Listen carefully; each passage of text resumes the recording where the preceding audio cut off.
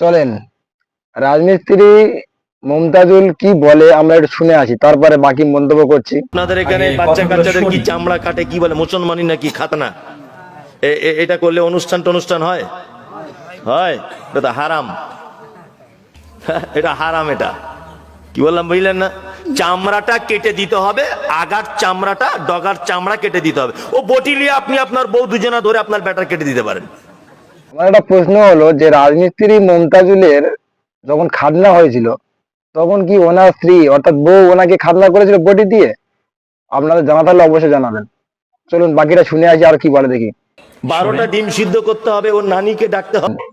মমতাজুল মাওলানা কিভাবে একটা খাজনাকে নিয়ে ব্যঙ্গ করছে, তাহলে মমতাজ মাওলানা খাজনাটা কে করেছিল অবশ্যই কিন্তু আপনারা কমেন্ট করে জানাবেন। চলুন আরো কি বলে দেখি। ওর ফুপুরা সব আসবে, ওর মা পানিতে গিয়ে দাঁড়িয়ে থাকবে, বলছে চাচি পানিতে কেন গো? বলছে ছেলের জ্বালা করবে কম। সত্যি বলছে, আমার 24 পরগনাতে পদ্ধতি আছে, আল্লাহর কসম।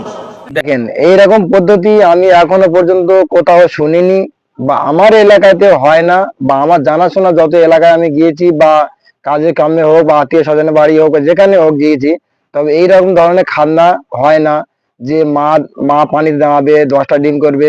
হ্যাঁ, কিছু কিছু সিরিকি কাজ, কিছু কিছু কুসংস্কার কাজ হয়, তবে যতটা বাড়াবাড়ি ভাবে মুন্তাজির মানা বলছে, আমরা যদি খেয়াল করে বলুন তো যে এই প্রকৃত সত্যি কি এরকম কাজ হয়?